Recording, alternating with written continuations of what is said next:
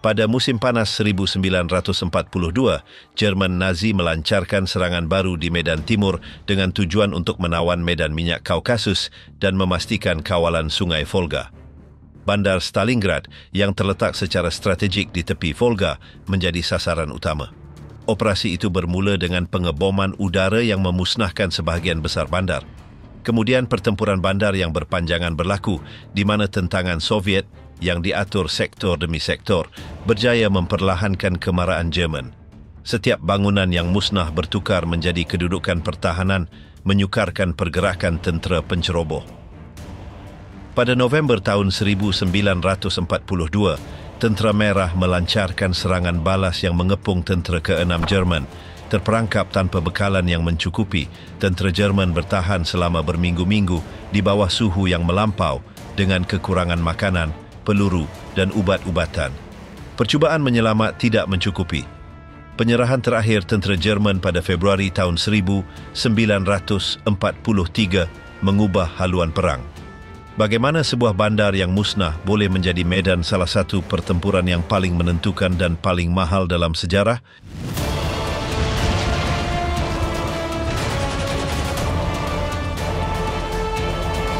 Sejak operasi Barbarossa hingga ketibaan di Stalingrad. Pada 22 Jun tahun 1941, Angkatan Bersenjata Jerman Nazi melancarkan operasi Barbarossa menentang Kesatuan Soviet. Lebih daripada 3 juta tentera Jerman bersama-sama dengan tentera Romania, Hungary, Itali dan Finland melintasi sempadan dari Baltik hingga ke Laut Hitam. Kempen itu dirancang sebagai serangan pantas untuk mengalahkan Tentera Merah dalam beberapa minggu. Pada bulan-bulan pertama, tentera Jerman berjaya mencapai kemajuan penting, menawan sejumlah besar tawanan dan memperluaskan barisan mereka di sepanjang dataran Soviet yang luas. Serangan itu diatur dalam 3 arah utama. Kumpulan Tentera Utara Mara ke arah Leningrad, Kumpulan Tentera Tengah menuju ke Moskow dan Kumpulan Tentera Selatan menyerang Ukraine. Pada peringkat awal, Tentera Merah yang terjejas oleh pembersihan politik dan kekurangan organisasi tidak dapat menahan serangan. Pertempuran seperti di Minsk dan Smolensk berakhir dengan kerugian besar Soviet. Walau bagaimanapun, kelajuan kemarahan Jerman menyebabkan masalah bekalan dan rintangan mula menguat apabila tentera Soviet disusun semula.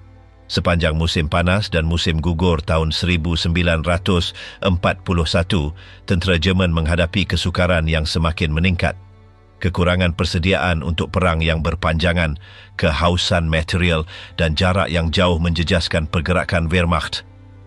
Hitler sentiasa campur tangan dalam keputusan ketenteraan mengarahkan lencongan pasukan yang melambatkan kemarahan ke Moskow. Tindakan ini menghalang penumpuan semua sumber dalam satu arah dan memihak kepada pemulihan Soviet. Apabila musim sejuk tiba, tentera Jerman tidak dilengkapi dengan baik untuk suhu yang melampau. Serangan balas Soviet yang dilancarkan pada Desember tahun 1941 di bawah pimpinan Georgy Zhukov mendorong Jerman jauh dari Moskow. Kempen kilat yang dirancang pada mulanya tidak mencapai objektifnya. Keadaan itu memaksa perintah Jerman untuk merangkas semula strategi mereka untuk tahun berikutnya. Pada tahun 1942, Hitler memutuskan untuk menumpukan usaha di selatan Rusia. Objektif utama adalah untuk mencapai medan minyak Kaukasus dan memotong bekalan Soviet yang beredar melalui Volga. Untuk mencapai tujuan ini, kumpulan tentera selatan dibahagikan kepada 2. Kumpulan A perlu Mara ke arah Kaukasus, manakala kumpulan B dengan tentera ke-6 di bawah Friedrich Paulus mempunyai tugas untuk menawan Stalingrad. Pembahagian pasukan melemahkan keupayaan serangan Jerman. Walaupun begitu, tentera Mara melalui Ukraine sepanjang musim panas tahun 1942. Tentera Merah yang telah belajar daripada kesilapan tahun sebelumnya menerapkan taktik pertahanan baru secara mendalam, berundur secara teratur dan menggunakan rupa bumi untuk kelebihan mereka. Walaupun kerugian adalah tinggi, Soviet berjaya melambatkan serangan Jerman. Pada Ogos tahun 1942, barisan hadapan Jerman sampai ke tebing Sungai Volga di utara Stalingrad. Bandar itu, yang terletak di titik strategik untuk komunikasi dan pengangkutan sungai, menjadi sasaran ketenteraan seterusnya. Sebelum bermulanya pertempuran bandar, Luftwaffe melancarkan siri pengeboman besar-besaran yang memusnahkan sebahagian besar infrastruktur awam. Beribu-ribu orang awam mati dalam serangan itu dan bandar itu musnah menjadi runtuhan berasap. Kemusnahan Stalingrad tidak memudahkan penaklukan Jerman. Sebaliknya, runtuhan itu menawarkan kedudukan pertahanan semula jadi untuk Tentera Merah. Pertempuran beralih kepada pertempuran jalan demi jalan dan bangunan demi bangunan. Bandar yang musnah itu berubah menjadi medan perang di mana pergerakan dan kuasa tembakan Jerman kehilangan keberkesanan. Ketibaan di Stalingrad mewakili perubahan penting dalam perkembangan perang di timur. Kemarahan Jerman yang telah pantas dan berjaya pada bulan-bulan pertama mula menemui rintangan yang tidak berkurangan. Tentera Merah, walaupun telah mengalami kerugian besar, bertekad untuk mempertahankan bandar itu pada apa jua kos. Dari saat ini, konfrontasi akan berhenti menjadi kempen pergerakan pantas dan akan menjadi perang geseran yang berpanjangan. Kemarahan Jerman ke arah Volga dan permulaan pengepungan. Pada musim bunga 1942, strategi Jerman di Medan Timur berubah dengan ketara. Selepas kegagalan kemarahan ke arah Moskow dan penentangan yang dihadapi semasa musim sejuk sebelumnya, Hitler memutuskan untuk mengarahkan serangan utama ke selatan Kesatuan Soviet. Objektif utama adalah untuk menakluki medan minyak Kaukasus dan memastikan kawalan ke atas Volga, satu paksi pengangkutan penting bagi Soviet. Kumpulan Tentera Selatan di bawah pimpinan umum Gerd von Rundstedt telah disusun semula kepada dua bahagian. Kumpulan A yang bertanggungjawab ke atas serangan ke arah Kaukasus dan kumpulan B yang diarahkan ke Stalingrad. Dalam kumpulan kedua ini, tentera ke-6 Jerman di bawah Jenderal Friedrich Paulus menerima misi untuk menawan bandar yang dinamakan sempena pemimpin Soviet itu. Operasi itu dirancang dengan jangkaan kemarahan pantas dan tentangan terhad, serupa dengan kempen pertama tahun sebelumnya. Sepanjang bulan Mei dan Jun, tentera Jerman bersiap sedia untuk melancarkan serangan musim panas baru yang dikenali sebagai Pelan Biru. Di Medan Selatan, pertahanan Soviet yang masih dalam proses pemulihan menawarkan tentangan yang tidak menentu. Unit-unit Jerman yang disokong oleh Division Romania, Itali dan Hungary mara melalui timur Ukraine dan wilayah Donbas, menawan bandar-bandar strategik dan memaksa tentera Soviet berundur. Apabila tentera ke-6 mara ke arah Volga, keadaan logistik mula merosot. Jarak semakin panjang dan laluan bekalan menjadi lebih terdedah. Penyebaran pasukan yang disebabkan oleh pelbagai objektif strategik Hitler melemahkan keupayaan penumpuan Jerman. Walaupun tentangan Soviet tidak berjaya menghentikan kemarahan, ia berjaya melambatkannya di beberapa sektor. Pada bulan Julai, tentera Jerman mencapai bahagian tengah Sungai Don. Penawanan Rostov dan pembukaan akses ke arah Kaukasus dianggap sebagai kemenangan penting. Walau bagaimanapun, daripada memperkukuh kedudukan mereka, pemerintah tertinggi Jerman memutuskan untuk meneruskan kemarahan ke arah Stalingrad, membahagikan lagi sumber yang ada. Keputusan ini meningkatkan tekanan ke atas tentera ke-6 yang harus memenuhi misinya dengan cara yang terhad dan di bawah keadaan yang semakin sukar. Pada akhir bulan Julai dan awal bulan Ogos, tentera ke-6 mendekati Stalingrad. Bandar itu, yang terletak di tebing barat Volga, adalah pusat perindustrian dan pengangkutan yang penting. Mengawalnya bermakna memutuskan salah satu laluan bekalan utama Soviet dan melindungi sayap utara serangan ke arah Kaukasus. Hitler, menyedari nilai simbolik namanya, mengarahkan penawanannya sebagai keutamaan mutlak. Sebelum memulakan pertempuran bandar, Luftwaffe melancarkan kempen pengeboman besar-besaran terhadap Stalingrad. Selama beberapa hari, bandar itu diserang secara berterusan, menyebabkan sejumlah besar kematian awam dan memusnahkan sebahagian besar infrastruktur. Runtuhan Stalingrad jauh daripada memudahkan kemarahan Jerman menjadi labirin pertahanan yang akan memihak kepada Tentera Merah. Pengeboman itu tidak berjaya mematahkan tentangan Soviet. Di bawah pimpinan Vasily Chuikov, tentera Soviet mengamalkan taktik pertahanan jarak dekat, mendekati musuh untuk menyukarkan penggunaan kuasa tembakan Jerman. Setiap bangunan, setiap kilang dan setiap ruang bawah tanah bertukar menjadi kedudukan kubu. Geografi bandar yang musnah itu menetralkan sebahagiannya keunggulan taktikal Jerman. Pada bulan Ogos, unit-unit Jerman melintasi Don dan bersiap sedia untuk serangan terakhir. Penawanan Stalingrad dipersembahkan sebagai kemuncak kempen musim panas. Tentera K6 mula melancarkan serangan terhadap pinggir bandar utara, cuba menembusi ke pusat bandar dan ke arah Volga. Walaupun kemajuan awal, tentangan Soviet meningkat apabila bala bantuan baru melintasi sungai di bawah tembakan berterusan.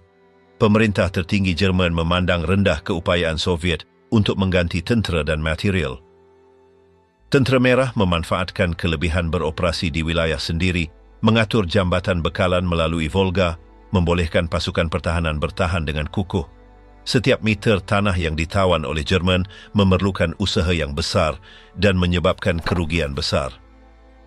Serangan Jerman yang telah bermula dengan pantas perlahan secara progresif apabila mereka memasuki bandar. Pertempuran menjadi semakin brutal dan dekat. Jangkaan kemenangan pantas ke atas Stalingrad pudar dan tentera K6 terperangkap dalam perjuangan yang melelahkan yang akan berlanjutan selama berbulan-bulan. Perintah 227 dan permulaan penentangan Soviet di Stalingrad. Pada 28 Julai tahun 1942, sebagai tindak balas kepada kemarahan Jerman di Medan Selatan, kepimpinan Soviet mengeluarkan perintah yang akan mengubah kelakuan tentera mereka. Dikenali sebagai Perintah 227, kandungannya jelas dan langsung, melarang sebarang pengunduran yang tidak dibenarkan. Slogan "Tiada langkah mundur" menjadi mandat yang mengawal tingkah laku askar Soviet sepanjang bulan-bulan berikutnya. Situasi yang mendorong perintah ini adalah kritikal. Tentera Merah telah mengalami kekalahan berturut-turut pada bulan-bulan pertama kempen musim panas. Kejatuhan bandar-bandar strategik dan kemarahan tentera K6 Jerman ke arah Volga menimbulkan kebimbangan dalam perintah tertinggi Soviet. Stalin yakin bahawa kekurangan disiplin dan pengunduran pramatang menyumbang kepada bencana itu, mengarahkan langkah-langkah ekstrim untuk menstabilkan medan. Perintah 227 menetapkan penubuhan detasmen khas yang ditugaskan untuk menembak mana-mana askar yang meninggalkan kedudukan mereka tanpa kebenaran. Ia juga memperuntukkan hukuman berat untuk komandan yang membenarkan pengunduran yang tidak dibenarkan. Walaupun peruntukan ini keras, ia berjaya meningkatkan kesepaduan unit pada saat-saat kritikal.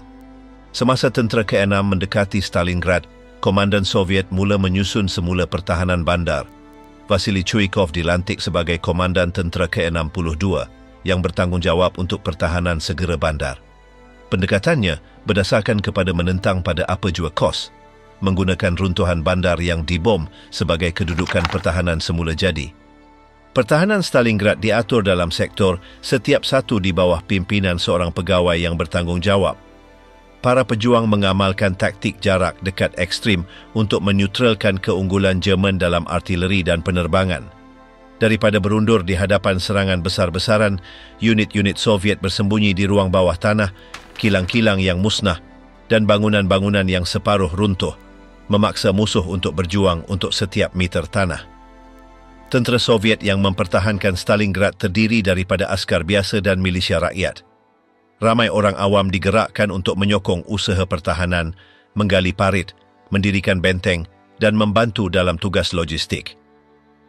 Penglibatan penduduk awam menambah dimensi tambahan kepada pertempuran di mana bukan sahaja tentera tetapi juga pekerja, wanita dan orang muda menentang serangan musuh. Pengangkutan bala bantuan melalui Volga di bawah pengeboman berterusan adalah penting untuk mengekalkan penentangan. Unit-unit Soviet melintasi sungai dengan kapal tongkang dan kapal-kapal yang diimprovisasi membawa lelaki, peluru dan bekalan penting. Walaupun kerugian yang dialami semasa penyeberangan, kedatangan bala bantuan yang berterusan menghalang keruntuhan segera pertahanan. Pertempuran di Stalingrad bermula pada bulan September dicirikan oleh pertempuran yang sangat ganas. Jarak antara garis musuh berkurangan kepada meter dan di banyak sektor tentera bertempur secara berhadapan. Konsep medan kehilangan makna biasa.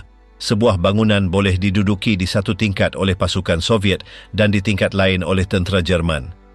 Sebagai tindak balas kepada penentangan yang tidak dijangka, pemerintah Jerman meningkatkan usaha mereka, menghantar lebih banyak division infanteri dan perisai ke bandar.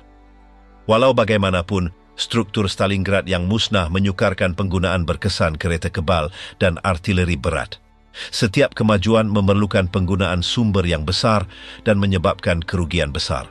Semangat perintah tiada langkah mundur meresapi semua peringkat pertahanan Soviet. Walaupun kerugian besar-besaran, unit-unit Soviet terus menentang. Di beberapa sektor, seluruh batalion dimusnahkan, tetapi kedudukan mereka segera diduduki oleh tentera baru yang dihantar dari seberang Volga. Penentangan di Stalingrad bukan sahaja menghentikan momentum Jerman, tetapi juga mula menyebabkan keletihan yang ketara pada pasukan penyerang. Tentera K6 yang terbiasa dengan kempen pantas tahun-tahun sebelumnya menemui di Stalingrad halangan berterusan yang tidak dapat diatasi dengan mudah. Perjuangan itu yang pada mulanya kelihatan seperti operasi penaklukan pantas berubah menjadi pertempuran berpanjangan yang menghabiskan lelaki dan material pada kadar yang tidak mampan. Pelaksanaan Perintah 227 bersama dengan penyusunan semula pertahanan dan usaha kolektif tentera dan orang awam menjadikan penentangan Soviet di Stalingrad sebagai faktor penentu untuk memperlahankan kemarahan Jerman pada musim panas tahun 1942. Pengeboman awal dan kemusnahan Stalingrad. Pada akhir Ogos tahun 1942, bandar Stalingrad menjadi sasaran siri pengeboman besar-besaran oleh tentera udara Jerman. Luftwaffe yang dipimpin oleh General Richthofen menerima arahan untuk memusnahkan infrastruktur industri, komunikasi dan moral penduduk awam sebelum serangan darat. Selama beberapa hari berturut-turut, gelombang pengebom Jerman menyerang tanpa henti, meranapkan sebahagian besar bandar. Serangan berskala besar pertama bermula pada 23 Ogos. Dalam beberapa jam sahaja, kawasan kediaman yang luas musnah. Kilang, gudang, stesen kereta api dan hospital musnah atau tidak dapat digunakan. Dianggarkan lebih daripada 40,000 orang awam terbunuh semasa pengeboman awal ini. Banyak kawasan kejiranan musnah terbakar dalam kebakaran yang merebak tanpa kawalan disebabkan oleh cuaca panas musim panas dan kekurangan cara untuk memadamnya. Kemusnahan fizikal Stalingrad bukan sahaja menyebabkan penderitaan manusia yang besar, tetapi juga mengubah persekitaran bandar menjadi medan perang yang huru-hara. Runtuhan bukannya memudahkan kemarahan Jerman seperti yang telah dirancang, mencipta kedudukan pertahanan darurat yang tidak terkira banyaknya untuk tentera Soviet. Setiap bangunan yang runtuh, setiap jalan yang dipenuhi runtuhan menawarkan perlindungan dan peluang untuk serangan hendap. Kemusnahan itu menjejaskan teruk penduduk awam yang tidak sempat dipindahkan. Ribuan orang terperangkap di ruang bawah tanah bangunan yang musnah atau mencari perlindungan di runtuhan.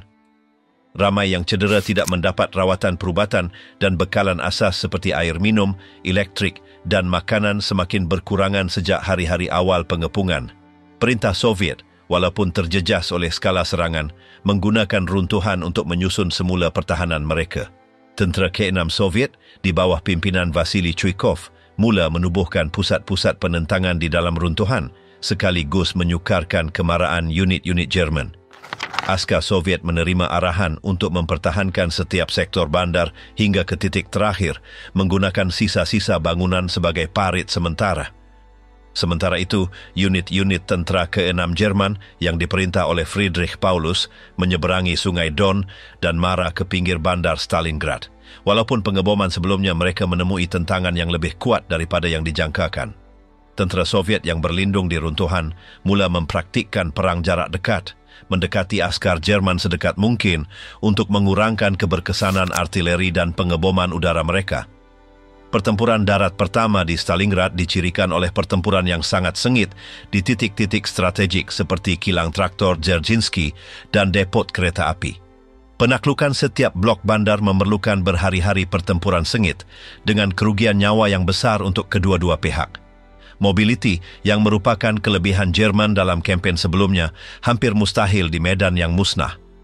General Paulus meminta bala bantuan tambahan kepada pemerintah tertinggi Jerman. Walau bagaimanapun, penyebaran sumber disebabkan oleh serangan serentak di Kaukasus menyukarkan penghantaran unit baru. Walaupun masalah ini, perintah Hitler tetap jelas, Stalingrad mesti ditawan dengan apa jua kos. Apabila hari-hari berlalu, pengeboman berterusan tetapi keberkesanannya berkurangan. Luftwaffe yang terjejas oleh kehausan menghadapi tentangan yang semakin meningkat daripada tentera udara Soviet dan kekurangan bahan api serta alat ganti. Keunggulan udara Jerman yang penting dalam kempen lain mula melemah di sektor Stalingrad. Pengeboman awal yang bertujuan untuk memusnahkan keupayaan penentangan Soviet akhirnya menyukarkan operasi Wehrmacht. Komandan Jerman gagal menjangka bahawa runtuhan akan memihak kepada pertahanan yang gigih berdasarkan pertempuran jarak dekat. Pertempuran di Stalingrad yang pada mulanya dijangka singkat mula berubah menjadi pertempuran geseran yang berpanjangan. Lanskap bandar Stalingrad yang bertukar menjadi lautan runtuhan menandakan permulaan salah satu fasa paling berdarah dalam kempen itu. Bandar itu, walaupun musnah secara fizikal, tetap teguh melalui penentangan para pembelanya yang menggunakan setiap runtuhan dan setiap tembok yang musnah sebagai sebahagian daripada strategi mereka untuk menghalang kemarahan Jerman. Gerila bandar, pertempuran rumah ke rumah. Pada September tahun 1942, fasa baharu bermula dalam pertempuran Stalingrad. Dengan sebahagian besar bandar bertukar menjadi runtuhan akibat pengeboman udara, pertempuran antara tentera Jerman dan pasukan Soviet bertukar menjadi perang bandar yang sangat ganas. Setiap bangunan, setiap ruang bawah tanah dan setiap kilang menjadi kubu kecil yang perlu ditakluki atau dipertahankan melalui pertempuran jarak dekat. Tentera K6 Jerman di bawah pimpinan Friedrich Paulus bergerak perlahan melalui pinggir utara bandar. Pihak Jerman menghadapi tentangan yang luar biasa sengit di kawasan kejiranan pertama yang musnah. Tentera Soviet mengikut arahan langsung untuk tidak menyerah kalah, bertempur dari runtuhan menggunakan mesingan, senapang penembak tepat dan bom tangan. Jarak pertempuran yang dekat mengurangkan keberkesanan artileri dan penerbangan Jerman. Di banyak sektor Stalingrad, jarak antara barisan musuh hanya beberapa meter sahaja. Pertempuran berlaku di tingkat bangunan, di terowong bawah tanah, di stesen kereta api dan di runtuhan kilang. Bangunan yang sama boleh menempatkan askar dari kedua-dua pihak di tingkat atau bilik yang berbeza. Konsep barisan pertempuran yang jelas hilang, digantikan oleh labirin kedudukan yang saling berkaitan dan sentiasa dipertikaikan.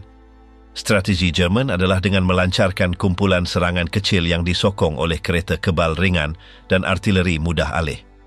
Kumpulan-kumpulan ini perlu membersihkan bangunan demi bangunan melalui serangan pantas dan berterusan. Walau bagaimanapun, tentera Soviet yang sering berlindung di ruang bawah tanah yang diperkukuh atau di posisi tersembunyi di antara runtuhan, berjaya memperlahankan atau bahkan menghapuskan penyerang sebelum mereka mencapai objektif mereka. Tentera Soviet pula mengatur pertahanan mereka melalui detasmen otonomi kecil. Setiap kumpulan bertanggungjawab untuk sebuah bangunan atau sebahagian jalan dan perlu bertahan hingga ke akhir. Komunikasi antara kumpulan-kumpulan ini sukar disebabkan oleh keamatan pertempuran dan keruntuhan infrastruktur, tetapi rintangan yang meluas menghalang kemarahan Jerman yang lancar. Kilang traktor Dzerzhinsky, kilang Oktober Merah dan kilang tepung Gerhard menjadi simbol penentangan. Kompleks perindustrian ini walaupun rosak teruk diperkukuh oleh para pembela Soviet dan bertukar menjadi titik penting dalam perjuangan. Selama berminggu-minggu, serangan Jerman terhempas pada kedudukan ini dengan kerugian besar di kedua-dua belah pihak. Penembak tepat memainkan peranan penting dalam fasa pertempuran ini. Pihak Soviet memanfaatkan runtuhan dan struktur yang musnah, menubuhkan rangkaian penembak yang menyebabkan kerugian penting di kalangan pegawai dan pegawai bawahan Jerman. Salah seorang yang paling terkenal ialah Vasily Zaitsev, yang aktivitinya di pusat Stalingrad menyumbang kepada memperlahankan kemarahan musuh dan mengekalkan moral yang tinggi di kalangan para pembela. Keamatan pertempuran bandar juga menjejaskan moral askar. Tekanan berterusan, kedekatan musuh, kekurangan rehat dan keadaan tidak bersih yang melampau menyebabkan keletihan yang semakin meningkat di kalangan tentera. Unit-unit Jerman yang terbiasa dengan pergerakan pantas dan operasi di medan terbuka sangat menderita menghadapi jenis perang yang berlaku di Stalingrad. Bekalan peluru, makanan dan ubat-ubatan menjadi cabaran bagi kedua-dua belah pihak. Artileri Soviet yang ditempatkan di tebing timur Volga mengekalkan tembakan berterusan ke atas kedudukan Jerman, menyukarkan pengangkutan bala bantuan dan bekalan. Pihak Jerman, walaupun mengawal sebahagian bandar, tidak berjaya memutuskan sepenuhnya koridor bekalan Soviet yang beroperasi melalui sungai. Walaupun usaha Jerman pada pertengahan Oktober tahun 1942, kemarahan telah perlahan dengan ketara. Setiap kemajuan wilayah yang kecil menelan sejumlah besar korban. Unit-unit Soviet, walaupun berkurangan, menerima bala bantuan berterusan dari seberang Volga, di mana kilang-kilang di bawah pentadbiran ketenteraan terus menghasilkan senjata dan peluru walaupun dibom. Perang di Stalingrad telah berubah menjadi konflik yang memakan tenaga yang brutal. Tiada pihak yang sanggup menyerahkan tanah dan korban dicatatkan beribu-ribu setiap minggu. Harapan Jerman untuk penaklukan bandar yang pantas perlahan-lahan lenyap di tengah-tengah pertempuran yang tidak berkesudahan di runtuhan. Sekutu paksi dan perpecahan dalaman dalam pengepungan Stalingrad. Semasa tentera Jerman bertempur di dalam Stalingrad, tanggungjawab melindungi sayap tentera Ke-6 Jerman sebahagian besarnya terletak pada tentera bersekutu paksi. Unit-unit Romania, Itali dan Hungary ditempatkan di sepanjang Sungai Don dan di sektor-sektor yang kurang penting dengan andaian bahawa ancaman Soviet di kawasan tersebut adalah terhad. Pemerintah Jerman yakin bahawa pasukan ini, walaupun kurang berpengalaman dan kurang lengkap, dapat mempertahankan kedudukan mereka cukup lama untuk memastikan penaklukan Stalingrad sepenuhnya. Walau bagaimanapun, masalah serius berkaitan dengan persiapan, persenjataan dan moral tentera bersekutu ini timbul sejak awal. Tentera Romania yang ditempatkan di barat laut Stalingrad, kekurangan senjata anti-kereta kebal dan sokongan artileri berat yang mencukupi. Peralatan mereka kebanyakannya usang dan barisan pertahanan mereka terlalu luas untuk dilindungi dengan berkesan. Tentera Itali yang ditugaskan untuk melindungi sektor yang lebih jauh menghadapi kekurangan yang sama selain mengalami masalah bekalan dan kekurangan perpaduan dalaman.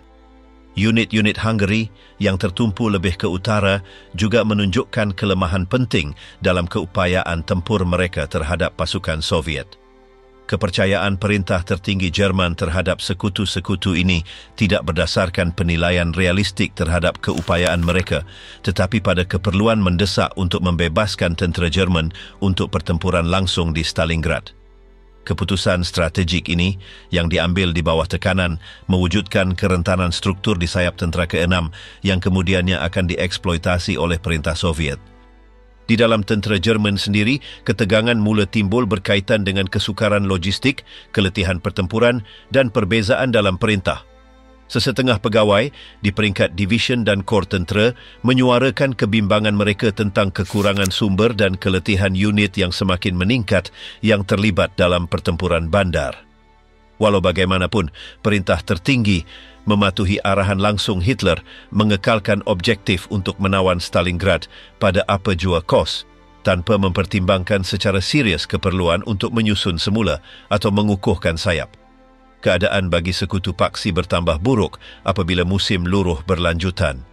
Tentera Merah memerhatikan kelemahan kedudukan Romania dan Itali, mula menumpukan kekuatan secara rahsia di sektor-sektor tertentu di medan. Di bawah kepimpinan jeneral seperti Alexander Vasilevsky dan Georgy Zhukov, perintah tertinggi Soviet merancang serangan berskala besar yang bertujuan untuk mengepung tentera ke-6 Jerman dengan memanfaatkan kelemahan-kelemahan tersebut. Laporan perisikan yang tersedia untuk pihak Jerman menunjukkan pergerakan tentera Soviet, tetapi ia diremehkan atau dianggap sebagai sebahagian daripada manuver pertahanan semata-mata. Staf M Jerman yang sibuk dengan pertempuran di dalam Stalingrad tidak mengambil langkah-langkah tegas untuk memperkukuhkan sekutu mereka atau memendekkan barisan pertahanan mereka. Sementara itu, tentera Romania dan Hungary menyedari kelemahan mereka, berulang kali meminta sokongan dalam senjata anti-kereta kebal dan rizab infanteri. Permintaan ini kebanyakannya diabaikan atau dijawab secara tidak mencukupi, disebabkan oleh keutamaan yang tertumpu pada operasi di dalam bandar. Di dalam Stalingrad, tentera Jerman juga menghadapi perpecahan dalaman berkaitan dengan kesukaran pertempuran bandar yang semakin meningkat. Kerugian yang terkumpul, kekurangan putaran yang berkesan dan kemerosotan fizikal dan mental pasukan mula menjejaskan kecekapan unit. Apabila bilangan yang cedera dan sakit meningkat, hospital medan melimpah dan barisan bekalan semakin rapuh. gabungan pertahanan luar yang lemah dan tentera yang keletihan di dalam mewujudkan keadaan ideal bagi tentera merah untuk melancarkan serangan strategik.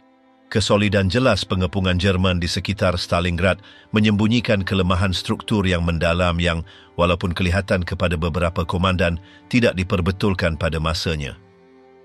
Penempatan sekutu paksi di sayap dan ketegangan dalaman dalam tentera ke-6 menyumbang secara muktamad kepada perkembangan pertempuran seterusnya. Kelemahan-kelemahan ini akan dieksploitasi pada November tahun 1942 semasa Operasi Uranus mengubah haluan perjuangan untuk Stalingrad. Percubaan terakhir Jerman untuk menawan Stalingrad. Pada pertengahan Oktober tahun 1942, situasi di Stalingrad menjadi kritikal untuk kedua-dua pihak. Tentera Jerman, selepas berminggu-minggu pertempuran bandar yang sengit, mendapati diri mereka keletihan dan dengan sumber yang semakin terhad. Walaupun menghadapi kesukaran, Hitler bertegas bahawa bandar itu mesti ditawan sepenuhnya. Jenderal Friedrich Paulus, Komandan Tentera ke-6 Jerman, menerima arahan untuk melancarkan serangan terakhir untuk menawan sektor-sektor terakhir yang dikuasai Soviet di tebing barat Volga. Rancangan Jerman adalah untuk menumpukan kekuatan dalam serangan yang diselaraskan yang diarahkan ke daerah perindustrian yang terletak di utara bandar. Kawasan ini termasuk kilang Oktober Merah, Dzerzhinsky dan Barikadi yang telah menahan serangan sebelumnya. Objektifnya adalah untuk memecahkan barisan Soviet, mencapai sungai dan menghapuskan titik persilangan yang membenarkan bekalan bala bantuan yang berterusan kepada para pembela. Pada 6 November, serangan baru bermula. Walaupun keadaan cuaca yang semakin teruk, serangan dilancarkan dengan sokongan artileri berat dan serangan udara. Walau bagaimanapun, pengeboman sebelumnya telah mengurangkan bandar itu ke tahap yang begitu teruk sehingga peluru mempunyai kesan yang terhad ke atas kedudukan yang diperkukuh di antara runtuhan. Para pembela Soviet yang berlindung di ruang bawah tanah, dinding kilang dan kedudukan darurat berjaya menahan serangan awal. Kemarahan Jerman adalah perlahan dan mahal. Setiap meter yang diperoleh memerlukan pertempuran jarak dekat dan perbelanjaan peluru dan tentera yang besar. Unit-unit penyerang mengalami keletihan yang beransur-ansur. Kebanyakan batalion yang terlibat dalam serangan terakhir hampir tidak mengekalkan sebahagian kecil daripada kekuatan asalnya. Kekurangan putaran yang mencukupi dan keletihan fizikal menjejaskan moral pasukan dengan teruk. Sementara itu, perintah Soviet yang dipimpin oleh Vasily Chuikov dalam pertahanan segera Stalingrad mengekalkan strategi pertahanan mendalamnya. Setiap kali Jerman berjaya menakluki sebuah bangunan atau sebahagian jalan, mereka menemui barisan rintangan baru beberapa meter di hadapan. Taktik ini ditambah dengan bekalan bala bantuan dan peluru yang berterusan dari tebing timur Volga, membolehkan para pembela menyerap serangan Jerman tanpa runtuh. Penglibatan penembak tepat Soviet, unit serangan khusus dan kumpulan autonomi kecil merumitkan lagi serangan Jerman. Penglihatan yang berkurangan akibat asap, kekurangan koordinasi antara kumpulan serangan dan kesukaran untuk mengekalkan talian komunikasi yang selamat menyumbang kepada serangan Jerman yang berpecah belah menjadi tindakan yang terpencil dan tidak begitu berkesan. Selari dengan itu, situasi logistik tentera ke-6 semakin buruk. Bekalan peluru, makanan dan bahan api tidak teratur disebabkan oleh pengeboman Soviet ke atas laluan bekalan dan keadaan infrastruktur yang buruk. Keadaan sanitasi merosot dengan cepat dan penyakit mula merebak di kalangan tentera. Perintah 227 dan permulaan penentangan Soviet di Stalingrad. Pada 28 Julai tahun 1942, sebagai tindak balas kepada kemarahan Jerman di Medan Selatan, kepimpinan Soviet mengeluarkan perintah yang akan mengubah kelakuan tentera mereka. Dikenali sebagai Perintah 227, kandungannya jelas dan langsung, melarang sebarang pengunduran yang tidak dibenarkan. Slogan "Tiada langkah mundur" menjadi mandat yang mengawal tingkah laku askar Soviet sepanjang bulan-bulan berikutnya. Situasi yang mendorong perintah ini adalah kritikal. Tentera Merah telah mengalami kekalahan berturut-turut pada bulan-bulan pertama kempen musim panas. Kejatuhan bandar-bandar strategik dan kemarahan tentera ke-6 Jerman ke arah Volga menimbulkan kebimbangan dalam perintah tertinggi Soviet. Stalin yakin bahawa kekurangan disiplin dan pengunduran pramatang menyumbang kepada bencana itu, mengarahkan langkah-langkah ekstrim untuk menstabilkan medan. Perintah 227 menetapkan penubuhan detasmen khas yang ditugaskan untuk menembak mana-mana askar yang meninggalkan kedudukan mereka tanpa kebenaran. Ia juga memperuntukkan hukuman berat untuk komandan yang membenarkan pengunduran yang tidak dibenarkan. Walaupun peruntukan ini keras, ia berjaya meningkatkan kesepaduan unit pada saat-saat kritikal. Semasa tentera ke-6 mendekati Stalingrad, komandan Soviet mula menyusun semula pertahanan bandar. Vasily Chuikov dilantik sebagai komandan tentera ke-62 yang bertanggungjawab untuk pertahanan segera bandar. Pendekatannya berdasarkan kepada menentang pada apa jua kos, menggunakan runtuhan bandar yang dibom sebagai kedudukan pertahanan semula jadi. Operasi Uranus dan permulaan pengepungan Jerman.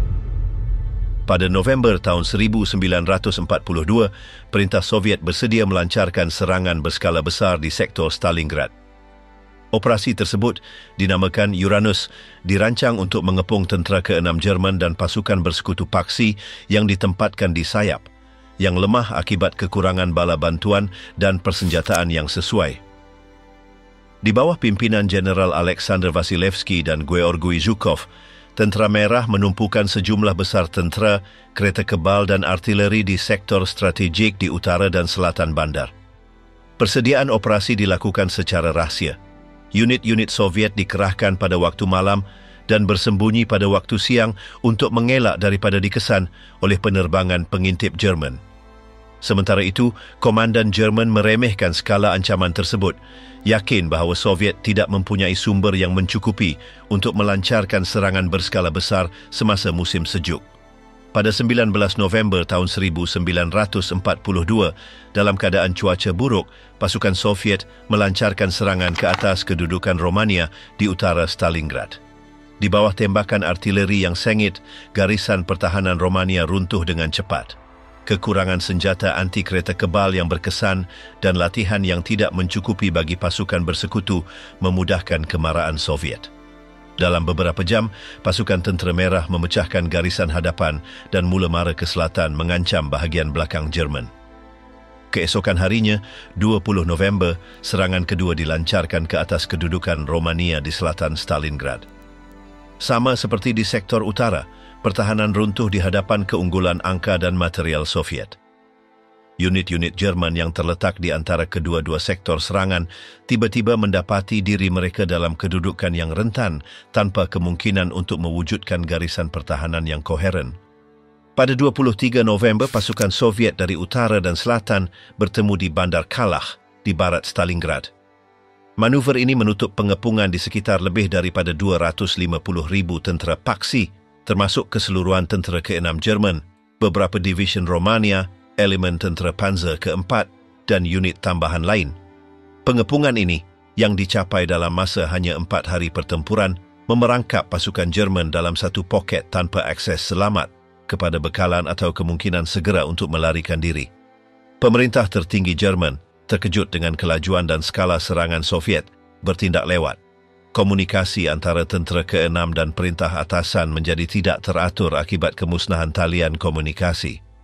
Pada mulanya, beberapa pegawai Jerman mencadangkan pengunduran segera ke barat untuk cuba memecahkan pengepungan, tetapi Hitler menolak sebarang pergerakan pengunduran, mengarahkan Friedrich Paulus untuk mengekalkan kedudukannya di Stalingrad. Di dalam perimeter yang dikepung, keadaan mula merosot dengan cepat.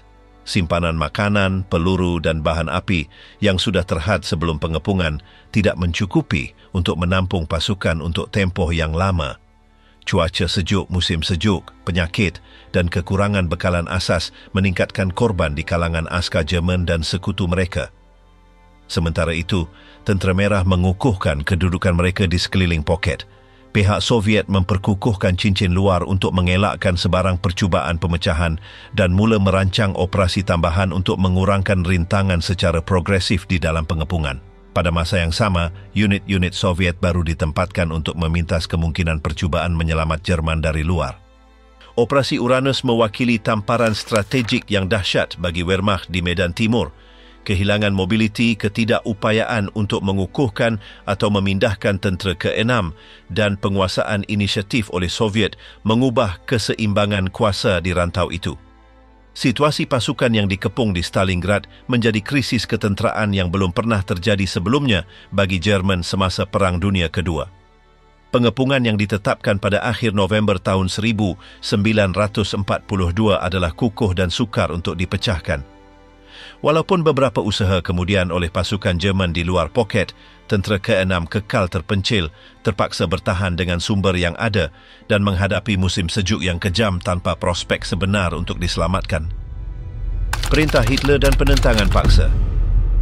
Selepas penutupan pengepungan Soviet pada akhir November tahun 1942, tentera K6 Jerman terperangkap di Stalingrad bersama pelbagai unit Romania dan bantuan. Situasi itu memerlukan keputusan segera untuk cuba menyelamatkan tentera yang terkepung.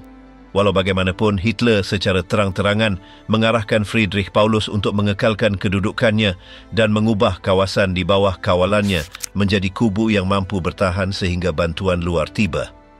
Konsep kubu Stalingrad membayangkan penentangan statik walaupun dalam keadaan buruk. Hitler menolak cadangan awal beberapa pegawai yang mencadangkan pemecahan segera ke arah barat sebelum pengepungan itu kukuh. Bagi perintah tertinggi Jerman, penyerahan atau pengunduran tidak dapat diterima dari sudut politik dan simbolik. Jenderal Paulus yang tunduk sepenuhnya kepada perintah yang diterima menyusun kedudukan pertahanan di dalam bandar dalam sektor autonomi. Setiap division Jerman bertanggungjawab mempertahankan kawasan tertentu, manakala rizab peluru, makanan dan bahan api diagihkan semula dengan tujuan untuk memanjangkan penentangan selama mungkin. Walau bagaimanapun, bekalan yang ada tidak mencukupi untuk pertahanan yang berpanjangan. Tentera yang dikepung kini bergantung kepada bekalan udara. Hermann Göring, Panglima tertinggi Luftwaffe, memberi jaminan kepada Hitler bahawa tentera udara Jerman dapat membekalkan tentera K6 melalui jambatan udara. Janji ini berdasarkan anggaran optimis dan tidak mengambil kira kekurangan pesawat pengangkutan yang mencukupi, cuaca musim sejuk yang buruk dan tentangan yang semakin meningkat dari tentera udara Soviet. Sejak Disember, keadaan di dalam pengepungan mula merosot dengan cepat. Penjataan makanan menjadi lebih teruk. Askar menerima jumlah minimum roti, daging dalam tin dan sup cair. Bekalan bahan api adalah terhad yang mengehadkan pergerakan kenderaan berperisai dan trek pengangkutan. Suhu rendah mencapai 30 darjah di bawah sifar, menyebabkan kes-kes radang dingin dan penyakit pernafasan yang meluas. Pemerintah Soviet menyedari situasi tentera Jerman mengekalkan tekanan berterusan di sekitar pengepungan. Walaupun tidak ada serangan besar-besaran segera dilancarkan, pasukan Soviet mengukuhkan kedudukan mereka, menghalang sebarang percubaan pemecahan. Selain itu, artileri Soviet sentiasa mengganggu lapangan terbang sementara yang digunakan oleh Luftwaffe, mengurangkan lagi keberkesanan jambatan udara. Di dalam Stalingrad, moral tentera Jerman mula merosot. Kekurangan makanan, kekurangan pakaian yang sesuai untuk musim sejuk, pengumpulan yang cedera tanpa kemungkinan pemindahan, dan pemahaman bahawa tidak akan ada penyelamatan segera menjejaskan ketahanan psikologi askar. Walaupun begitu, kebanyakan unit terus mematuhi perintah untuk menentang, menyedari bahawa penyerahan diri secara individu dihukum dengan teruk. Paulus sendiri, walaupun memahami keseriusan situasi, tidak mengambil inisiatif untuk mengingkari arahan dari Berlin. Terikat dengan rasa tanggungjawabnya dan disiplin ketenteraan, dia mengekalkan markas operasinya di bandar itu dan terus mengatur penentangan dengan cara yang ada. Walau bagaimanapun, komunikasi dengan luar semakin tidak teratur dan terpecah-pecah. Pada pertengahan Disember, rizab bekalan mencapai tahap kritikal. Roti, apabila ada, dicampur dengan habuk papan untuk menambah isi padu. Catuan daging digantikan dalam banyak kes dengan kuda yang disembelih. Ubat-ubatan semakin berkurangan dan hospital sementara kekurangan bahan asas untuk merawat yang cedera. Sementara itu, percubaan menyelamat oleh kumpulan tentera Don yang diperintah oleh Erich von Manstein bergerak perlahan ke arah Stalingrad. Walau bagaimanapun, operasi itu terhad dalam sumber dan menghadapi tentangan Soviet yang kuat. Askar yang terperangkap di bandar itu terus menunggu bantuan yang tidak akan sampai dengan berkesan. Keputusan untuk mengubah Stalingrad menjadi kubu tidak berjaya membalikkan situasi strategik. Sebaliknya, ia memanjangkan penderitaan puluhan ribu askar yang terperangkap tanpa kemungkinan kemenangan yang nyata. Pengepungan tetap kukuh dan situasi dalaman tentera ke-6 merosot dengan setiap hari yang berlalu. Percubaan menyelamat Manstein yang gagal dan Christmas dalam pengepungan Stalingrad. Pada pertengahan Disember tahun 1942, perintah tertinggi Jerman melancarkan operasi ribut musim sejuk, satu percubaan untuk memecahkan pengepungan Soviet di Stalingrad dan membebaskan tentera ke-6 yang terperangkap. Operasi itu diketuai oleh General Erich von Manstein, komandan kumpulan tentera Don yang baru dibentuk. Tujuannya adalah untuk membuka koridor ke bandar sebelum pasukan yang dikepung runtuh akibat kelaparan, kesejukan dan kekurangan bekalan. Manstein menumpukan pasukannya lebih ke selatan, di kawasan Kotelnikovo, dengan niat untuk mara dengan pantas ke utara dan bergabung dengan tentera ke-6. Pasukan yang ada, walaupun berpengalaman, tidak mencukupi untuk operasi sebesar itu. Serangan bermula pada 12 Disember dalam keadaan cuaca yang sangat buruk. Walaupun mencapai beberapa kemajuan awal, pasukan Manstein menghadapi rintangan Soviet yang semakin meningkat apabila mereka menghampiri garisan pengepungan. Di dalam Stalingrad, berita mengenai serangan itu serta-merta meningkatkan moral di kalangan askar Jerman. Diharapkan penyelamatan akan tiba dalam beberapa hari. Beberapa pegawai malah mula menyediakan rancangan untuk menyokong pemecahan dari dalam, mengatur pasukan bergerak dan mengukuhkan sektor pertahanan. Walau bagaimanapun, sebarang pergerakan bergantung kepada penerimaan arahan langsung dari Berlin dan Hitler terus berkeras bahawa tentera ke-6 harus kekal di kedudukan mereka tanpa cuba memecahkan pengepungan sendiri. Kemarahan Manstein, walaupun pada mulanya menjanjikan, perlahan secara progresif. Kekurangan simpanan yang mencukupi, kesukaran logistik dan tentangan kuat Soviet menghalang serangan itu daripada mencapai matlamatnya. Pada 18 Disember, tentera Jerman masih berada lebih dari 50 km dari Stalingrad, tidak dapat memecahkan lingkaran pasukan Soviet yang mengelilingi bandar itu. Sementara itu, di dalam pengepungan, keadaan terus merosot. Kedatangan Christmas tidak membawa sebarang kelegaan kepada askar Jerman. Perayaan pada tahun-tahun sebelumnya dicirikan oleh upacara ketenteraan dan persahabatan tertentu, berkurangan kepada tindakan simbolik di tempat perlindungan sementara. Kebanyakan askar hanya mempunyai sedikit roti keras dan sup cair sebagai satu-satunya makanan perayaan. Suhu terus menurun, mencapai tahap yang menyukarkan walaupun fungsi senjata dan kenderaan. Surat dan mesej yang dihantar dari Berlin cuba mengekalkan semangat juang, bercakap tentang penentangan heroik tentera ke-6 dan memastikan bahawa bantuan sedang dalam perjalanan. Walau bagaimanapun, dalam praktiknya, ramai askar memahami bahawa kemungkinan penyelamatan semakin jauh. Kekurangan peluru, bahan api dan ubat-ubatan menjadikan situasi itu tidak dapat dipertahankan. Penyakit, terutamanya tifus dan disentri, merebak di kalangan pasukan yang lemah. Hospital Medan yang diubah suai di ruang bawah tanah yang beku hampir tidak dapat merawat mereka yang cedera dan sakit. Ramai askar terlalu lemah untuk bertempur, mati di kedudukan mereka atau semasa percubaan pemindahan ke pos bantuan. Moral keseluruhan jatuh lebih jauh apabila jelas bahawa usaha Manstein tidak akan mencapai matlamatnya. Pada akhir Disember, serangan itu dihentikan secara muktamad dan pasukan kumpulan tentera Don terpaksa berundur menghadapi serangan Soviet baru. Di dalam Stalingrad, pengesahan kegagalan ini menyegel nasib tentera ke-6. Tanpa kemungkinan untuk diselamatkan dan tanpa sumber untuk mengekalkan penentangan yang berpanjangan, pasukan yang terperangkap kini hanya menghadapi dua pilihan: terus berjuang dalam keadaan yang mustahil atau menyerah diri, pilihan yang telah dilarang secara terang-terangan oleh Hitler. Apabila akhir tahun semakin hampir, situasi di dalam Stalingrad menjadi semakin terdesak dengan askar-askar lebih berjuang melawan kelaparan dan kesejukan daripada melawan musuh. Percubaan menyelamat, walaupun berani, tidak mengubah haluan peristiwa. Tentera ke-6 terus terperangkap dan nasibnya kelihatan tidak dapat dielakkan apabila musim sejuk Soviet menunjukkan segala kekejamannya. Keruntuhan jambatan udara dan keletihan tentera ke-6.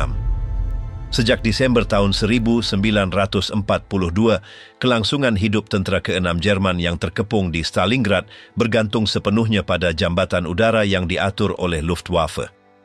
Hermann Göring telah meyakinkan Hitler bahawa pesawatnya akan mampu mengangkut bertantan bekalan yang diperlukan setiap hari untuk memastikan tentera beroperasi. Janji ini berdasarkan perhitungan optimis, tidak sesuai dengan realiti logistik dan meteorologi di Medan Timur. Jumlah pesawat pengangkutan yang tersedia tidak mencukupi untuk memenuhi keperluan tentera ke-6. Selain itu, kebanyakan pesawat adalah model lama atau tidak sesuai untuk keadaan ekstrim musim sejuk Rusia. Setiap hari, tentera udara Jerman menghadapi cabaran untuk melakukan lepas landas dan pendaratan di landasan yang diimprovisasi, di bawah ancaman berterusan tembakan Soviet dan suhu yang menyukarkan operasi enjin dan sistem hidraulik. Lapangan terbang Pitomnik menjadi pusat utama penerimaan bekalan. Lapangan lain, seperti Gumrak, berfungsi sebagai sokongan, tetapi kapasitinya terhad. Pesawat mengangkut makanan, peluru, ubat-ubatan, dan kadang-kadang bahan bakar. Sebagai balasan, mereka memindahkan yang cedera parah yang dapat menahan perjalanan pulang yang sukar. Walau bagaimanapun, jumlah yang diangkut tidak pernah mencukupi untuk menampung keperluan asas tentera yang terperangkap. Purata harian bekalan yang dihantar berbeza antara 80 hingga 100 tan, jauh di bawah 300 tan yang dianggap minimum untuk mengekalkan tentera ke-6 dalam keadaan operasi. Kehilangan pesawat disebabkan oleh serangan Soviet dan kemalangan yang disebabkan oleh cuaca buruk meningkat dari minggu ke minggu, seterusnya mengurangkan keberkesanan jambatan udara. Di dalam Stalingrad, keadaan semakin buruk secara tidak dapat dipulihkan. Catuan makanan berkurangan secara mendadak. Askar hanya menerima beberapa ratus gram roti sehari, dicampur dengan bahan tambahan seperti habuk papan untuk meningkatkan isi padu. Tentera terpaksa menyembelih kuda dan mencari apa sahaja jenis makanan yang tersedia di antara runtuhan. Kelaparan melemahkan askar, mengurangkan keupayaan tempur mereka dan meningkatkan kejadian penyakit. Keadaan sanitasi merosot dengan cepat. Kekurangan ubat-ubatan dan bahan perubatan asas menjadikan Hospital Medan sebagai tempat di mana jangkitan merebak tanpa kawalan. Ramai yang cedera tidak menerima rawatan yang mencukupi dan meninggal dunia akibat sebab-sebab yang, dalam keadaan lain, boleh dirawat. Tifus, disentri, dan jangkitan paru-paru merebak di kalangan pasukan yang keletihan. Cuaca yang sangat sejuk memburukkan lagi keadaan. Suhu menurun di bawah 30 darjah di bawah sifar. Pakaian musim sejuk, jika ada, tidak mencukupi atau tidak sesuai. Ramai askar mengalami radang dingin yang teruk pada anggota badan yang menyebabkan amputasi atau kematian akibat gangren. Moral di dalam pengepungan jatuh secara membimbangkan. Walaupun usaha propaganda rasmi yang menyampaikan mesej penentangan heroik, kebanyakan askar memahami bahawa penyelamatan tidak mungkin berlaku. Gabungan kelaparan, kesejukan, penyakit dan kekurangan berita positif menghakis perpaduan unit. Perintah Jerman cuba mengekalkan struktur organisasi tetapi semakin sukar untuk mengumpulkan kekuatan yang mencukupi untuk operasi pertahanan yang berkesan. Perintah serangan balas tempatan atau penyatuan sektor hampir tidak dapat dipenuhi kerana kekurangan lelaki yang mampu bertempur. Banyak detasmen hanya wujud secara nama dengan beberapa orang yang selamat cuba mengekalkan kedudukan mereka. Tekanan Soviet, walaupun tidak selalu nyata dalam serangan besar-besaran, dikekalkan secara berterusan melalui serangan artileri, serbuan kumpulan serangan kecil, dan penyekatan sistematik lapangan terbang. Keletihan progresif tidak dapat dielakkan. Jambatan udara, jauh dari menjamin kelangsungan hidup, hanya memanjangkan penderitaan pasukan yang terperangkap. Pada akhir Disember, Luftwaffe tidak lagi dapat menahan usaha itu. Kehilangan pesawat dan kru mencapai tahap yang tidak dapat dipertahankan dan ketibaan bekalan berkurangan kepada angka simbolik. Keupayaan tentera ke-6 untuk menahan serangan Soviet berskala besar hampir tidak wujud. Kegagalan jambatan udara meninggalkan tentera ke-6 dalam situasi yang terdesak. Tanpa kemungkinan untuk menerima bala bantuan atau bekalan yang mencukupi, tanpa keupayaan untuk memecahkan pengepungan dan di bawah keadaan tidak berperi kemanusiaan, kekalahan menjadi soal masa. Penyerahan Paulus. Pada akhir Januari tahun 1943, situasi tentera ke-6 Jerman di Stalingrad tidak dapat dipertahankan. Selepas berbulan-bulan bertempur, kelaparan dan penyakit, sisa-sisa pasukan berada di ambang keruntuhan total. Percubaan bekalan melalui udara telah gagal dan komunikasi dengan dunia luar adalah sporadis dan tidak boleh dipercayai. Kebanyakan askar yang terselamat berada dalam keadaan keletihan yang melampau, tidak mampu memberikan tentangan yang teratur. Pada 22 Januari, perintah Soviet melalui Jenderal Konstantin Rokossovski menghantar cadangan penyerahan diri kepada Jenderal Friedrich Paulus. Tawaran itu menjamin layanan berperi kemanusiaan kepada tahanan jika tentera ke-6 segera menyerah. Paulus mengikut perintah Hitler menolak cadangan itu tanpa rundingan. Perintah langsung dari Berlin adalah untuk bertahan sehingga ke askar terakhir, tanpa mempertimbangkan penyerahan diri dalam apa jua keadaan. Beberapa hari kemudian, Tentera Merah melancarkan serangan terakhir untuk mengurangkan pengepungan dalaman. Serangan bermula pada 10 Januari dengan pengeboman artileri yang sengit, diikuti dengan kemarahan infanteri dan kereta kebal yang diselaraskan. Tentangan Jerman, walaupun berani di beberapa sektor, adalah terpecah-pecah dan terdesak. Kekurangan peluru, kekurangan makanan, dan suhu rendah menjadikannya mustahil untuk mempertahankan pertahanan yang berpanjangan. Menjelang 25 Januari, pasukan Soviet telah membahagikan poket Jerman kepada dua sektor utama. Satu di utara, di mana sebahagian besar pasukan tempur berada, dan satu lagi di selatan, di mana sisa-sisa perintah dan beberapa unit yang berselerak tertumpu. Pertempuran berkurangan kepada tumpuan kecil penentangan dengan ramai askar Jerman menyerah secara spontan kerana mustahil untuk terus berjuang. Pada 30 Januari, Hitler menaikkan pangkat Friedrich Paulus kepada Marsekal Lapangan, pangkat tertinggi dalam tentera Jerman. Niat Hitler adalah simbolik, tiada Marsekal Lapangan Jerman yang ditawan hidup-hidup sehingga itu dan diharapkan Paulus akan memilih bunuh diri sebelum menyerah. Walau bagaimanapun, jeneral itu menghadapi realiti yang jelas, memutuskan untuk menyerah kalah untuk mengelakkan kemusnahan sepenuhnya pasukannya. Pada 31 Januari, Paulus ditawan di ruang bawah tanah bekas kedai Univermarkt di pusat Stalingrad, di mana dia telah menubuhkan ibu pejabatnya. Dia menyerah kepada pasukan Tentera Merah tanpa tentangan. Berita penangkapannya segera disampaikan ke Berlin, menyebabkan kejutan yang mendalam dalam perintah tertinggi Jerman. Selepas penyerahan Paulus, pertempuran di bahagian selatan bandar itu berhenti secara progresif. Walau bagaimanapun, beberapa kumpulan kecil askar Jerman yang terpencil terus menentang di sektor utara Stalingrad selama beberapa hari. Kebanyakan mereka akhirnya menyerah pada 2 Februari tahun 1943, menandakan berakhirnya secara rasmi pertempuran itu. Penyerahan tentera ke-6 adalah bencana ketenteraan yang tidak pernah berlaku sebelum ini bagi Jerman. Lebih daripada 90,000 askar Jerman dan sekutu mereka dijadikan tawanan. Ramai di antara mereka berada dalam keadaan fizikal yang teruk, lemah akibat kelaparan, penyakit dan kesejukan. Daripada yang ditawan, hanya sebahagian kecil akan bertahan daripada kesukaran kem tahanan Soviet. Staf AM Soviet meraihkan kemenangan itu sebagai kejayaan strategik dan moral yang utama.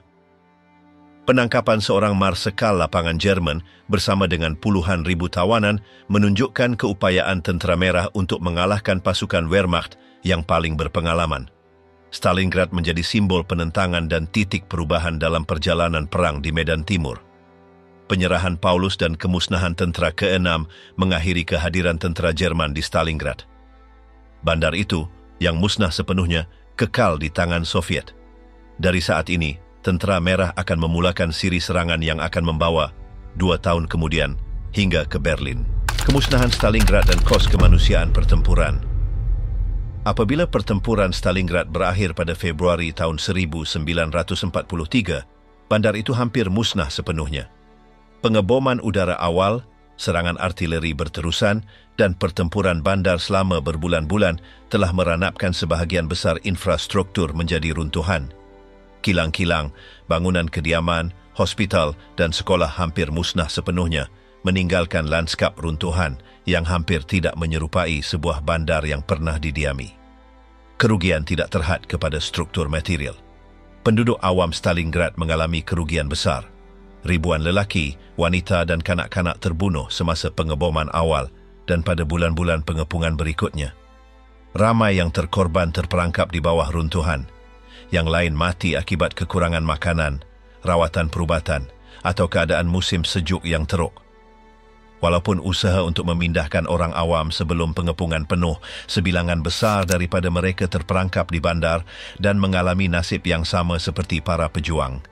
Kemusnahan begitu menyeluruh sehingga pihak berkuasa Soviet terpaksa melakukan bansian segera selepas pertempuran untuk menentukan berapa ramai penduduk yang terselamat di bandar itu. Angka menunjukkan bahawa kurang daripada 1% daripada populasi sebelum pengepungan kekal di Stalingrad pada akhir pertempuran.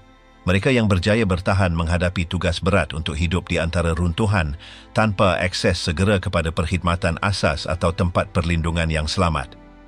Kos kemanusiaan dari segi ketenteraan juga adalah bencana. Tentera Merah mengalami kerugian besar semasa operasi itu. Walaupun kemenangan Soviet di Stalingrad adalah muktamad, ia dibayar dengan jumlah korban yang sangat tinggi. Angka rasmi menunjukkan ratusan ribu yang terbunuh, cedera dan hilang di kalangan barisan Soviet hasil daripada pertempuran jalan demi jalan, pengeboman artileri dan penyakit. Di pihak Jerman, kerugian juga dahsyat. Daripada lebih 250,000 askar yang pada mulanya terperangkap dalam pengepungan, kira-kira 90,000 dijadikan tawanan. Walau bagaimanapun, keadaan ekstrim kem tahanan, kekurangan makanan dan pemindahan paksa di bawah suhu ekstrim menyebabkan kematian kebanyakan yang ditangkap. Hanya sebahagian kecil daripada mereka akan kembali ke Jerman pada akhir perang bertahun-tahun kemudian. Kemusnahan material Stalingrad begitu meluas sehingga bandar itu tidak lagi berfungsi sebagai pusat perindustrian dan pengangkutan selama berbulan-bulan. Sistem kereta api, penting untuk hubungan antara Volga dan wilayah Kaukasus, menjadi tidak dapat digunakan. Kilang-kilang yang tidak dimusnahkan oleh pengeboman menjadi tidak berguna kerana kekurangan kaki tangan, peralatan dan bekalan. Usaha pembinaan semula bermula serta-merta selepas pertempuran berakhir. Negara Soviet menggerakkan ribuan pekerja, ramai di antaranya orang awam yang terselamat, tawanan perang dan askar yang telah diberhentikan untuk memulakan tugas pembersihan dan pembinaan semula. Keutamaan adalah untuk memulihkan kapasiti pengangkutan di atas Volga dan membina semula infrastruktur penting untuk kesinambungan operasi ketenteraan di Medan Timur. Di luar kemusnahan fizikal, Stalingrad menjadi simbol kebangsaan bagi kesatuan Soviet. Penentangan yang ditawarkan oleh para pembelanya, awam dan tentera, digunakan sebagai contoh kepahlawanan dalam propaganda perang. Bandar itu menerima gelaran kehormat Bandar Pahlawan dan penduduknya yang terselamat diiktiraf secara terbuka atas penentangan mereka semasa pengepungan. Kenangan pertempuran juga terukir dalam ingatan kolektif Jerman. Skala kekalahan, jumlah kematian yang tinggi dan penangkapan seorang marsikal lapangan menjejaskan moral angkatan bersenjata Jerman dan penduduk awam. Buat pertama kalinya sejak permulaan perang, Wehrmacht mengalami kekalahan total dan ketara dalam skala besar yang menyebabkan perubahan dalam persepsi umum tentang kemungkinan kemenangan pantas di timur. Stalingrad, selepas kemusnahannya yang hampir total, menjadi salah satu senario paling simbolik dalam Perang Dunia Kedua. Pertempuran itu bukan sahaja mewakili bencana ketenteraan bagi Jerman, tetapi juga menjadi bukti kos kemanusiaan dan material yang besar yang terlibat dalam perjuangan untuk menguasai Medan Timur. Kesan Stalingrad dan perubahan di Medan Timur. Kemenangan Soviet di Stalingrad yang dicapai pada Februari tahun 1943 mempunyai kesan yang mendalam terhadap perkembangan Perang Dunia Kedua. Sehingga saat itu, tentera Jerman telah mengekalkan inisiatif di kebanyakan medan. Walau bagaimanapun, kekalahan di Stalingrad menandakan permulaan siri kemunduran yang akan mengubah keseimbangan strategik di timur Eropah. Kehilangan tentera ke-6 Jerman yang dianggap sebagai salah satu pasukan Wehrmacht yang paling berpengalaman adalah satu tamparan yang tidak dapat diperbaiki. Ia bukan sahaja kekalahan ketenteraan, tetapi juga bencana moral dan psikologi bagi angkatan bersenjata Jerman. Buat pertama kalinya sejak permulaan perang, satu formasi penuh dimusnahkan atau ditawan sepenuhnya bersama dengan seorang marsikal lapangan. Di Berlin, berita penyerahan diri Friedrich Paulus menyebabkan kejutan. Hitler telah menaruh harapan besar pada keupayaan untuk bertahan di Stalingrad. Dasar beliau yang tidak membenarkan pengunduran dan bertegas dalam pertahanan habis-habisan menunjukkan batasannya di hadapan strategi Soviet yang lebih fleksibel dan lebih sesuai dengan keadaan perang di timur. Propaganda Nazi cuba memperkecilkan skala kekalahan, mempersembahkannya sebagai pengorbanan heroik yang telah melambatkan rancangan Soviet. Walau bagaimanapun, impak terhadap moral askar dan penduduk awam Jerman adalah jelas. Selepas Stalingrad, keraguan meningkat mengenai kemungkinan mencapai kemenangan terakhir di timur. Di pihak Soviet, kemenangan di Stalingrad mengukuhkan keyakinan terhadap keupayaan Tentera Merah untuk menghadapi dan mengalahkan Wehrmacht. Kejayaan Operasi Uranus yang telah membawa kepada pengepungan dan pemusnahan tentera ke-6 menunjukkan keberkesanan perancangan strategik Soviet dan keupayaan menumpukan pasukan di titik-titik penting. Sejurus selepas penyerahan diri Jerman, perintah tertinggi Soviet melancarkan serangan baru di sepanjang medan timur. Walaupun beberapa operasi ini menghadapi tentangan Jerman yang berkesan, tren keseluruhan beralih memihak kepada kesatuan Soviet. Sepanjang 1943, Tentera Merah menawan semula wilayah penting termasuk Kharkov dan Kursk dan mula mara secara sistematik ke barat.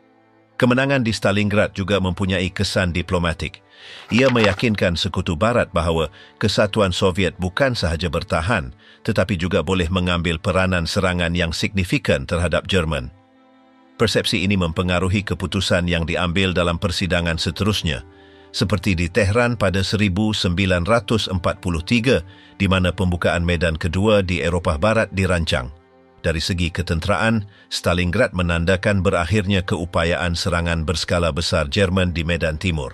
Sejak saat itu, Wehrmacht terpaksa mengambil pendirian yang kebanyakannya bersifat pertahanan, cuba membendung kemarahan Soviet dengan sumber yang semakin terhad. Kerugian yang dialami di Stalingrad tidak dapat diganti dengan sewajarnya, baik dari segi tentera berpengalaman maupun material. Penyusunan semula pasukan Soviet selepas Stalingrad juga membolehkan penyempurnaan taktik dan strategi yang akan digunakan dengan jayanya dalam kempen-kempen seterusnya. Tentera Merah meningkatkan keupayaan logistiknya, penyelarasan antara senjata gabungan dan kecekapannya dalam mengeksploitasi jurang dalam garisan musuh. Prestij antarabangsa Kesatuan Soviet meningkat dengan ketara selepas kemenangan di Stalingrad. Bagi ramai pemerhati di seluruh dunia, penentangan dan kemenangan Soviet mewakili titik perubahan dalam perang menentang paksi. Pengorbanan berjuta-juta askar dan orang awam Soviet mula diiktiraf sebagai faktor penting dalam kekalahan rejim Nazi. Pertempuran Stalingrad meninggalkan parut yang mendalam pada kedua-dua belah pihak. Bagi Jerman, ia menandakan permulaan kemunduran yang perlahan tetapi tidak dapat dipulihkan di timur. Bagi Kesatuan Soviet, ia mewakili pengesahan keupayaan mereka untuk menentang dan dorongan untuk operasi masa depan yang akan memuncak dalam penaklukan Berlin pada 1945. Penyerahan tentera ke-6 Jerman di Stalingrad mengubah haluan Perang Dunia Kedua. Jerman kehilangan ratusan ribu askar dan tidak dapat mengekalkan kawalan di medan timur. Sejak saat itu, Tentera Merah mara semakin jauh dan mula menawan semula wilayah yang diduduki. Stalingrad musnah hampir sepenuhnya. Pembinaannya semula bermula tidak lama selepas pertempuran dan dilihat sebagai bukti usaha Kesatuan Soviet untuk terus menentang. Kekalahan itu menjejaskan Jerman dari segi ketenteraan dan keyakinan penduduknya terhadap kemenangan. Apa yang berlaku di Stalingrad menunjukkan skala konflik di timur dan kos kemanusiaan yang besar yang ditimbulkannya. Perjuangan itu bukan sahaja antara tentera, tetapi juga ujian ketahanan bagi askar dan orang awam dalam keadaan yang sangat sukar. Hasil pertempuran ini mempunyai kesan langsung terhadap bagaimana perang di Eropah berakhir.